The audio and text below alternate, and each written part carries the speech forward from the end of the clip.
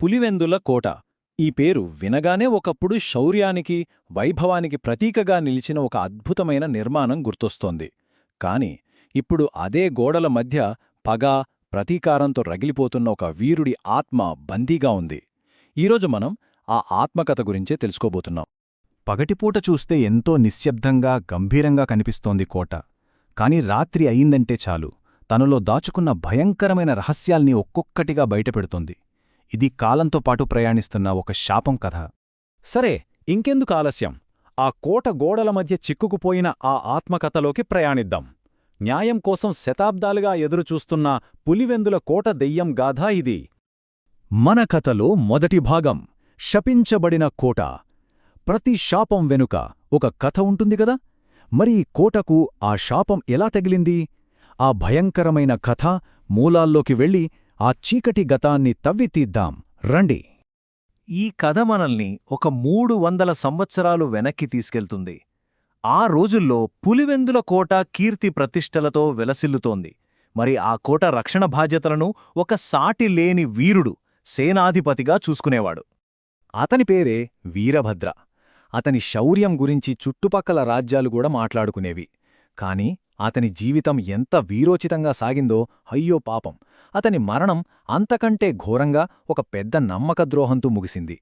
ఇక రెండవ భాగం, ఒక యోధుడికి జరిగిన ద్రోహం. ప్రతి కథలోనూ ఒక మలుపుంటుంది. ఈ కోట కథలో ఆ మలుపు ఒక చీకటి రాత్రి, ఒక నమ్మకద్రోహంతో మొదలైంది. అసలు ఆ రాత్రి ఏం జరిగిందో ఇప్పుడు తెలుసుకుందాం. అదొక అమావాస్య రాత్రి. కోట శత్రువుల నుండి సురక్షితంగా ఉందని అంతా అనుకుంటున్న సమయంలో వీరభద్రుడు నమ్మినవాళ్లే, అతని సొంత సైనికులే అతనికి వెన్నుపోటు పొడిచారు. అది ఎక్కడో కాదు, కోటలోని అత్యంత పవిత్రమైన గర్భగుడిలో అతని రక్తాన్ని చిందించారు. తన చివరి శ్వాస తీసుకుంటూ వీరభద్రుడు ఒక భయంకరమైన శపథం చేశాడు. తనకు న్యాయం జరిగే వరకు, తనను మోసం చేసిన వాళ్ల ఆనవాళ్లు కూడా మిగలకుండా పోయే వరకు తన ఆత్మ ఈ కోటను వదిలి వెళ్లదని ప్రతినబూనాడు. అదే ఈ కోట శాపానికి నాంది పలికింది. సరే, ఇప్పుడు మూడో భాగానికొద్దాం. రాత్రిపూట చొరబాటుదారులు. శతాబ్దాలు గడిచిపోయాయి. వీరభద్రుడి కథ కాస్తా ఒక పురాణంగా, ఒక దెయ్యం కథగా మారిపోయింది. ఇప్పుడు వర్తమానంలో ఆ పురాణాన్ని సవాలు చేయడానికి కొందరు సాహసించారు. వాళ్ల కథేంటో చూద్దాం. ఈ దెయ్యం కథలన్నీ ఉత్త కట్టుకథలని తేల్చేసిన కొంతమంది కుర్రాళ్ళు తమ ధైర్యమేంటో చూపిద్దామని ఒక చీకటి రాత్రి ఆ పాడుబడిన కోటలోకి అడుగుపెట్టారు. పాపం అక్కడ వాళ్లకోసం ఏం కాచుకుని ఉందో వాళ్లకు తెలీదు. వాళ్ళు లోపలికి వెళ్లారో లేదో ఒక్కసారిగా అంతా మారిపోయింది. అప్పటిదాకా వీస్తున్న గాలి ఉన్నట్టుండి ఆగిపోయింది. సూది పడినా వినిపించేంత నిశ్శబ్దం ఆవరించింది. అప్పుడు ఆ నిశ్శబ్దాన్ని చీల్చుకుంటూ వాళ్ల వెనకనుంచి, ఆ చీకటిలోంచి ఒక శబ్దం వినిపించింది. అదోరకమైన శబ్దం ఒక పదునైన కత్తిని గరుకు రాతినేలమీద ఈడ్చినప్పుడు వస్తుంది కదా, అలాంటి భయంకరమైన శబ్దం. ఆ శబ్దం ఆ కారిడార్ మొత్తం మారుమోగిపోయింది. ఇక్కడ మనం అర్థం చేసుకోవాల్సిందేంటంటే, వాళ్లకు ఎదురైంది ఏ మనిషో కాదు, అది వీరభద్రుడి శపించబడిన ఆత్మ, పగతో ప్రతీకారంతో రగిలిపోతున్న ఆత్మ. అదే పులివెందుల కోట దెయ్యం. ఇక మన కథ చివరి అంకానికి వచ్చేసింది. పురాణం ఇంకా సజీవంగానే ఉంది.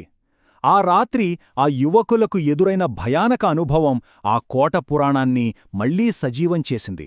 ఆ తర్వాత ఏం జరిగింది ఈ చివరి భాగంలో చూద్దాం. ఆ తర్వాత ఏం జరిగిందో ఖచ్చితంగా ఎవరికీ తెలీదు. అంతా గందరగోళం. చీకటిలో కలిసిపోయిన కేకలు, అరుపులు, ఏవో నీడలు తమని పట్టుకుని లాగేస్తున్నాయని, ఆ భయంలో ఒకరినొకరు తప్పిపోయారని అంటారు.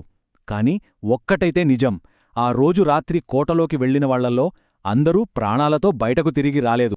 ఆ భయంకరమైన సంఘటన తర్వాత వీరభద్రుడు పురాణం మరింత బలపడింది. అది ఇప్పటికీ ఆ ప్రాంతంలో కొనసాగుతూనే ఉంది. ఇప్పటికీ ప్రతి అమావాస్య రాత్రి ఆ పులివెందుల కోట చుట్టుపక్కల గ్రామస్థులకు ఆ కత్తి రాపిడి శబ్దం వినిపిస్తూనే ఉంటుందట. న్యాయం కోసం ఆ వీరభద్రుడి ఆత్మ ఇంకా అక్కడే తిరుగుతోందని వాళ్లు గట్టిగా నమ్ముతారు. మరి ఇంత కథ విన్నాక అంతటి భయంకరమైన చరిత్ర ఉన్న కోటలోకే అడుగుపెట్టే ధైర్యం ఎవరైనా చేస్తారా? ఆ రహస్యాన్ని ఛేదించే సాహసం ఇంకెవరైనా చేస్తారంటారా? ఎందుకంటే కథ ఇంకా ముగియలేదు. ఆ ఆత్మ ఇంకా అక్కడే ఉంది. తన న్యాయం కోసం ఎదురుచూస్తూనే ఉంది.